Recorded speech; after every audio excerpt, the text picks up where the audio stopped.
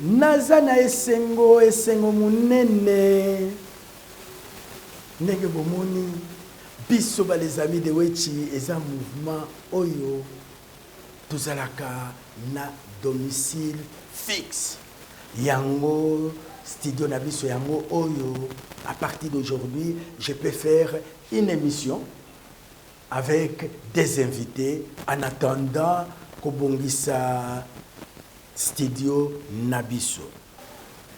Comme l'air est grave, ba mama batata bande koto bandi analyse ya accord d'épée oyo to signaki le 27 juin na veille anniversaire nanga ya 70 ans na ba accord oyo to signé na Doha. Quels sont les points positifs et les points négatifs de la République démocratique du Congo? Nakosenga na ba communicateur na ba membre ya Union Sacrée et plus précisément bana ya IDPS ke makambo oyo bokuti yango na katikati. Napesaka toujours ndakisa ya zando bazando nyonso ya mokili mobimba ebandaka na ba 4h du matin. Soki okoti zando na midi na 14h comme président Félix a eu pouvoir na 14h, entourage naye il faut bazala sage. Ya koyoka batu oyo bazalaki na 4h du matin, 6h, 8h, 10h, midi. Malheureusement, pour biso ba Congolais, so okoti esika moko na midi, okanisike esika wana ebandi na yo na air oyo okoti na esika wana. Ezaleli wana eza mabe. Nalingi koloba nini? Nalingi koloba boye. Guerre ya est de la République démocratique du Congo, ba maman batata bandeko président Félix akuti yango. Même Paul Kagame azoloba partout que président Félix kutuye ayebi makambo oyo te. Makambo oyo ebandaki avant ye aya na pouvoir. Tolandayer. Et j'aimerais dire problème que le problème of Congo, du Congo, the problem of le problème the region, de la région, le problème de la or région, even the problem of Rwanda, ou même le problème encore du Rwanda, is not M23. n'est pas le M23, je suis désolé. M23 is M23 a product est un produit, of many other problems that la have résultante not de been plusieurs autres problèmes qui n'ont pas été addressed résolus for decades. depuis des décennies maintenant. If you remember, Si vous vous rappelez the bien, problem of le problème M23 du M23 was there even before existait même bien avant que before Tshisekedi became president. avant même que M. Tshisekedi devienne There was a président. problem. Du M23 Was there even before existait même bien avant que before Tshisekedi became president. avant même que M. Tshisekedi There devienne was a président. problem. Boyoki Paul Kagame a situé problème. Pe alobi président Félix aye kokuta makambo oyo. C'est tout à fait normal. Makambo oyo selon Paul Kagame origine ya conflit oyo eza Léopoldé 1884-1885. Les Congolais But who have Rwandese heritage. qui ont bénéficié donc de The l'héritage borders rwandais, that were drawn during colonial times les frontières qui ont été bâties cut our durant la countries période to coloniale pieces. ont A big part of affecté. Rwanda was left outside. on va dire diviser nos peuples. Il y a une partie donc du Rwanda qui a In été South, donné Western Uganda, à l'est du and Congo, so on and so forth. You le have sud à populations. l'Ouganda, etc., etc. bakoro basignat na régime ya Raisi Kabila Kabange, Faci azalaki te. Faci aye kokuta makambo. Mama Thérèse Kayikwamba akende ko sauver Congo oyo ezalaki déjà na maboko ya Kagame. Kagame alingaki ko balkaniser. Heureusement Faci Beto aye na Mama Thérèse Kayikwamba. Félicitations Mama Thérèse, ba sauver makambo. Alors, l'heure biso yo tozalaki na ba 4 heures du matin. Il faut koyoka kabiso. Yango ngai na kobanda koloba vérité na bakambo oyo nakutanaki na yango na cadre ya mosala na ngai sur le plan international. Par exemple, ici, toza na kati ya Rwanda na mwana ya Louis Michel lelo aza na Union Européenne ndenge bozomona awa toza na bureau ya Paul Kagame. Ngai na kota na bureau ya Paul Kagame na kombo ya les amis de Wech. Seul journaliste oya kota na bureau ya Paul Kagame na kombo ya media na ye. Na équipe nationale des journalistes belges. Tokoti na bureau ya Paul Kagame. Bomoni mama Musiki Wabo, mama Louise Musiki Wabo, l'air azalaki ministre des Affaires étrangères, ya Banyarwanda, ayebisi biso, chef Azoya. Et puis, chef foyer, nous avons la carte ya bureau na ba journaliste belge tozo filmer.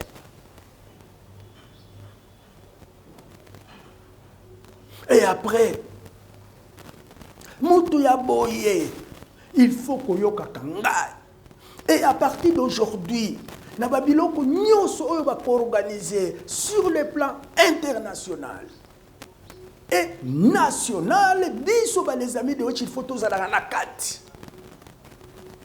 Parce que toza na miso ya Congo sur le plan international. Et après, nakati envie gouvernemental ndenge bozo monangai. Il faut usala mobali olie otondi pour usala na place wana. Bomoni ndenge ba mindele ba respectera ba journaliste awa toza na conférence de presse. Mwana ya Louis Michel azo yebisa biso makambo nyoso ba mama batata bandeko makambo nyoso oyo basolola ki na Paul Kagame. Makambo mosusu, je suis tenu au secret professionnel. Nakoki koloba yango na kati ya médiaté parce que je suis un journaliste professionnel.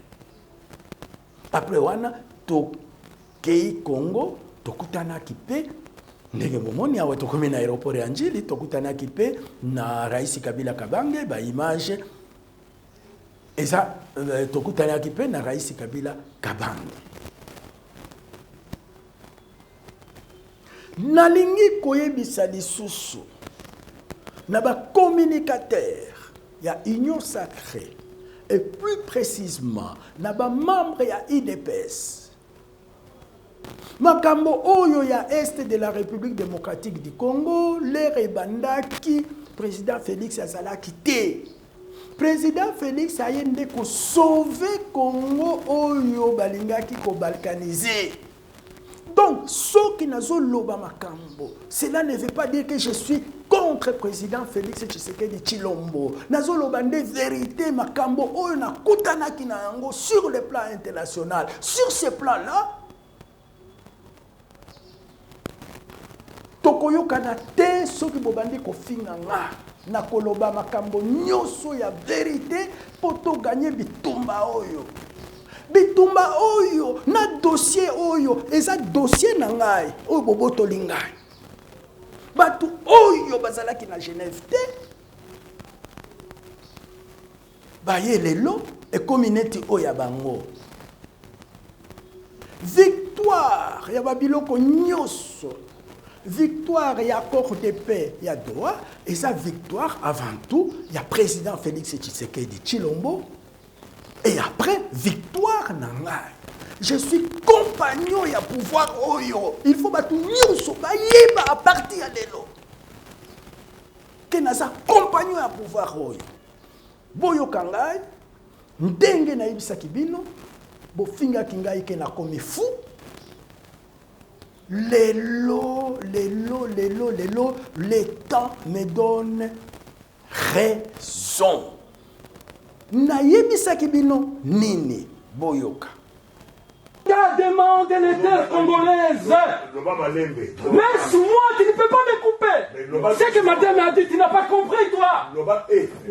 Doucement. Pour le Congo, j'accepte n'importe quoi. C'est ce ton aussi que j'ai utilisé hier. Et je termine là. Et je pars. Non, restez, s'il vous plaît. Ils n'auront pas le Congo, même pas un centimètre. Je l'ai dit devant ces petits blancs. Alors, Monsieur Wechi, que ça soit la dernière fois à ce qui concerne le Congo. Monsieur Wechi. Moi, je suis un rebelle. La Moutoko Manyema. Qu'est-ce que c'est? On me prend toujours. J'ai dit que madame a raison. Les Rwandais a dit la vérité. Les Rwandais réclament des terres congolaises. Et Kagame dit ceci. Les Hutus ne peuvent plus rentrer au Rwanda parce que le Congo a pris les terres rwandaises. Les Hutus doivent rester au Congo et leur donner la nationalité. Voilà le problème de fond que toi tu ne connais pas. Article ya liboso ya accord de paix. Na oyo toko signé na Doha. Balobi nini? Touche pas à l'intégrité territoriale. Na yo tikoloba nini? Kagame akozwa même mabele na bisote. Kagame azoloba ke ba Hutu wana il faut batikala na Congo. Na yebisaki binote. Lelo bokomi kotia ngai na kaya M23. Ezo simba te. Bozo reverser. Bozo batu oyo bazo finga ngai. Ezo simba te. Esimbi na yango te. Esimbi na yango te. Na bakor oya paix. Toko signé, nayo toko signé, le grand gagnant est Paul Kagame. Nako expliquer bino, to bandi ko expliquer bino. Makambo nyoso bozo loba yango te. Makambo oyo bolingi koloba. Diplomatie agissante. Boye na boye, botika président Félix calme. Na mama Kaiwamba calme. Bango nde baye ko sauver Congo oyo Kagame alingaki ko balkaniser. Malgré que to sauvé, mais le grand gagnant dans tout ça, c'est Paul Kagame. Il est le grand gagnant non pas par faute à Fachi na maman Thérèse Kayukwamba. Toyoka na bien na place wana. Quand je dis le grand gagnant, c'est Paul Kagame, Batubakoloba. Wechi alobi, Kagame a gagné Fachi. Non, je ne dis pas ça. Président Félix Tshisekedi Tshilombo, ma maman Batata Bandeko, ye ainde ko sauver Congo oyo ezalaki na maboko ya Paul Kagame akiko boto la Congo na biso. C'est ça la différence. Mais les grands gagnants, c'est Paul Kagame. Maintenant, il faut voir comment on appliquer l'accord Oyo sur le terrain. Et là, mes chers amis, ambassadrice des États-Unis à lobby, Oyo a respecté l'obligation n'a été de sanctionner biso. Sanction ezanini. Nakoya ko expliquer bino jour mosusu. Il faut boyer ba na ba accord oyo to signé Rwanda aza na ba droit na ye na ba obligation biso pe toza na ba droit na biso na ba obligation na biso. Chaque partie doit respecter ses obligations et réclamer ba droit na ye. Makambo ndenge bozo memela makambo botika boyebi eloko te. Boyebi eloko te. Mutu oya yebi makambo nde mama Thérèse Kayikwamba na président Félix Tshisekedi Tshilombo. Bango ba yebi déjà makambo oyo ngai nazoloba. Makambo bozo koma boye na boye, c'est comme si biso nde toza na droit et obligation Rwanda. Ba Rwandais bango pe bazo kanisa ke biso ba Congolais nde toza na ba obligation bango na droit. Non. Chaque partie a des droits et obligations.